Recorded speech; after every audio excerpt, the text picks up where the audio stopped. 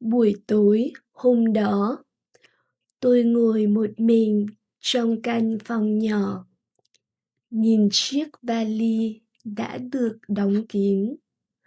Tôi cảm thấy vừa mệt vừa buồn ngủ, nhưng đầu óc thì hoàn toàn tỉnh táo. Ngày mai tôi sẽ rời đi, bắt đầu một cuộc sống mới ở một nơi xa lạ. Nghĩ đến điều đó, tôi vừa thấy lo lắng, vừa có chút sợ hãi. Cả ngày hôm ấy, tôi gần như không ăn gì. Tôi quá bận suy nghĩ nên không nhận ra mình đói và khát nước.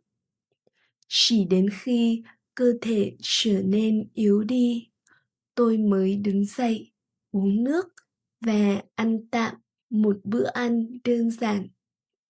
Sau khi ăn, tôi cảm thấy no, nhưng không hẳn là thoải mái.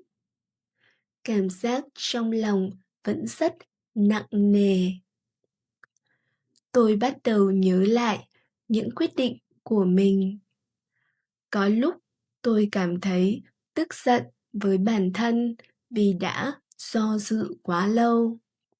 Có lúc tôi lại thấy buồn vì phải rời xa những điều quen thuộc. Tôi tự hỏi liệu mình có đang đi đúng đường hay không? Hay rồi tôi sẽ thất vọng với chính sự lựa chọn này.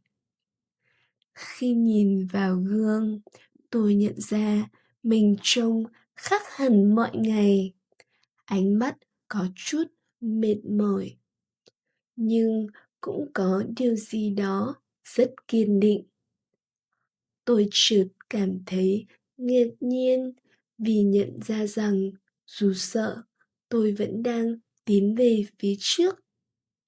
Sự sợ hãi không biến mất, nhưng nó không còn kiểm soát tôi nữa. Trước khi đi ngủ, tôi nhận được một tin nhắn ngắn từ một người bạn cũ. Nội dung rất đơn giản, nhưng đủ để khiến tôi mỉm cười. Lúc đó tôi cảm thấy vui, rồi dần dần là hạnh phúc. Tôi không còn thấy mình đơn độc như trước. Tôi nằm xuống giường và hít thở thật lâu, thật sâu. Cơ thể tôi dần cảm thấy khỏe hơn, tâm trí cũng nhẹ nhàng hơn. Tôi bắt đầu cảm thấy tự tin vào quyết định của mình. Không phải vì tôi chắc chắn thành công, mà vì tôi dám bước đi. Khi nghĩ đến ngày mai, tôi không còn chán hay lo lắng như trước.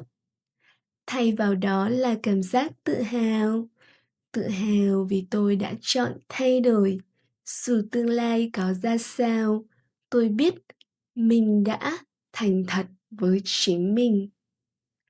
Cuối cùng, khi đôi mắt khép lại, tôi cảm thấy hài lòng. Cánh cửa phía sau đã đóng, nhưng trước mặt tôi là một con đường mới. Tôi chìm vào giấc ngủ trong trạng thái bình yên, mang theo niềm tin rằng mọi sự bắt đầu đều đáng giá, ngay cả khi chúng đến từ nỗi sợ. Thank you for listening to this easy slow story. To practice more your listening and your pronunciation, let's download the app for Speak, available on both Android and Apple Store. See you there!